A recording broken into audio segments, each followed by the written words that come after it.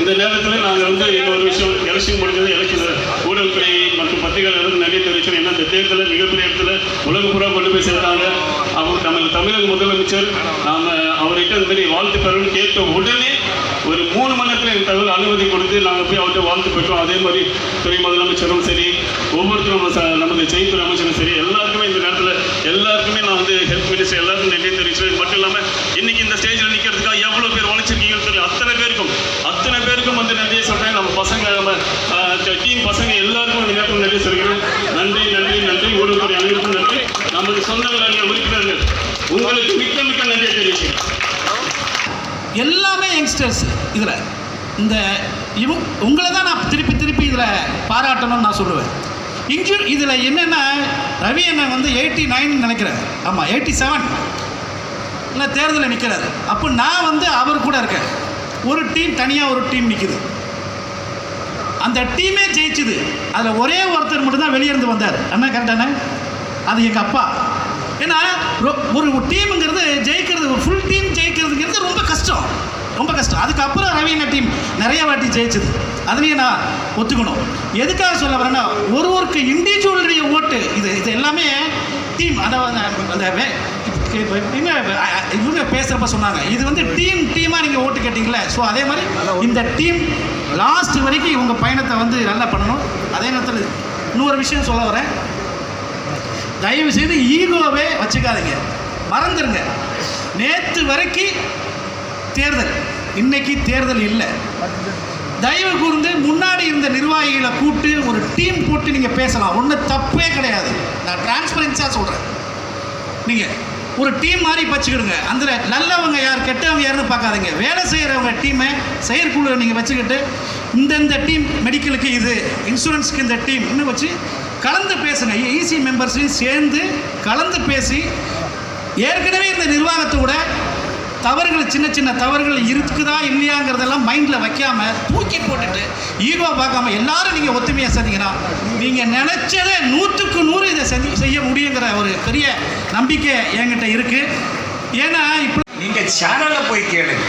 முதல்ல நீங்கள் சேனலை கேட்க வேண்டியது, டெலிவிஷன் நடிக்கிற ஆர்டிஸ்ட் பேரை போடுங்க ஐயா அப்படின்னு சொல்லுங்கள். எந்த ஆர்டிஸ்ட் பேருமே போடுறது கிடையாது.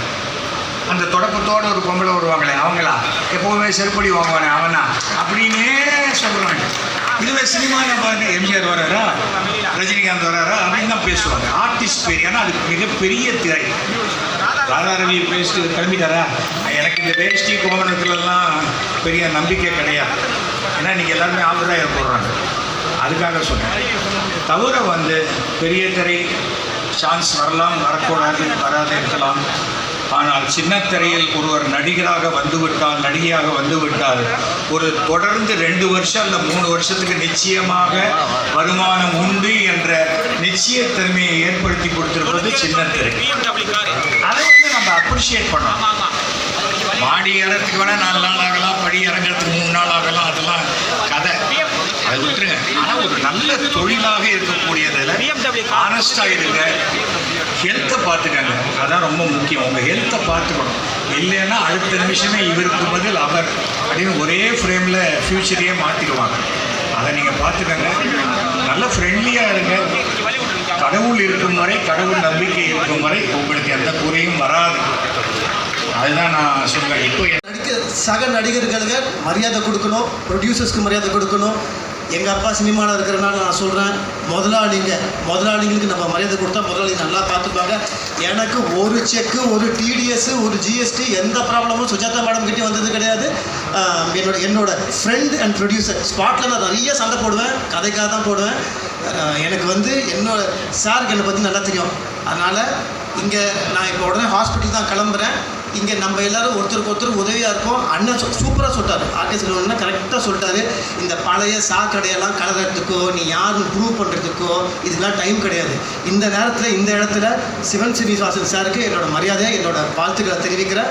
அவரும் நல்லவர் தான். இங்கே தினேஷ் எல்லாருமே நல்லவங்க தான், எல்லாரும் நல்லது பண்ண தான் வந்திருக்காங்க. நீங்கள் பேசுகிறத கம்மி பண்ணிக்கிட்டு, பேச்சு ரொம்ப கம்மி பண்ணிக்கிட்டு வேலையை ஜாஸ்தியாகுங்க. ரொம்ப பேசினா டைம் வேஸ்ட்டு. ஓகேவா? வேலையை மட்டும் பார்ப்போம். Thank you so much. இந்த மாதிரி ஒரு இடத்துல வந்ததுக்கு. அதே மாதிரி ஆக்டர்ஸாக சொல்லிக்கிறேன், தயவு செய்து ஆக்டிங் கற்றுக்கோங்க.